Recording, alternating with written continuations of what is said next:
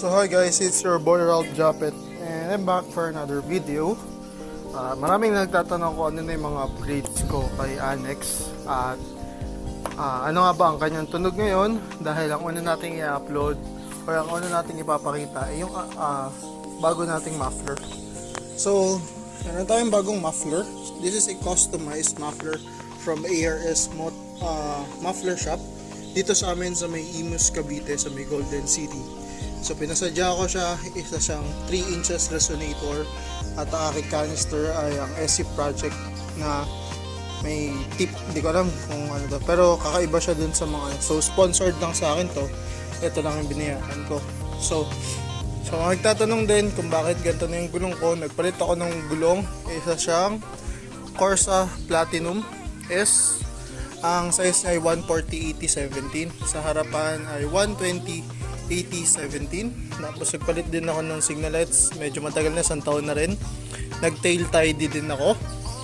Pina-carbon ko to, pero sticker lang yan, wala tayong pang original carbon. Nag-riser tayo, bago na rin tong handlebar natin.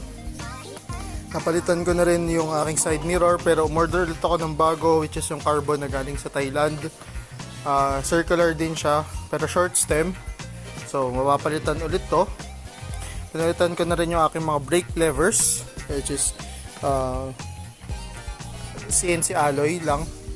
And then yung signal lights natin sa harapan, from Thailand din to, in order natin from Shopee.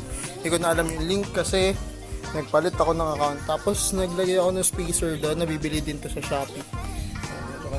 Tapos ito, sponsored tayo ng Surfy Motorcycle ng V7 na MDL. So 3-way color siya, white, yellow, tas combination color. So far yun pa lang naman ng aking upgrades. So meron pa pala.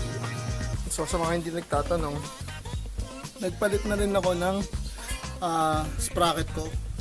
So hindi na yung stock, pero 1449 yan. Ang stock natin is 1448. So ayun pa lang naman. Hindi ako nagpalit ng ECU, hindi ako nagpa-reflash, hindi ako nagpa-tuning. So plug and play lang talaga. So pakinggan natin yung cold start ni Annex. So kasi 2 araw na to nakagarahe guys.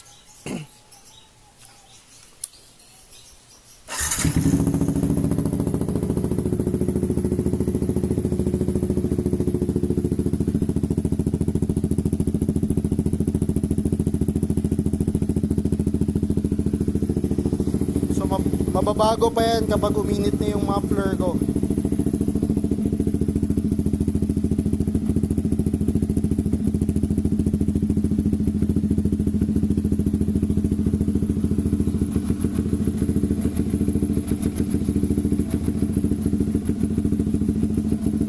Rev bomb na natin.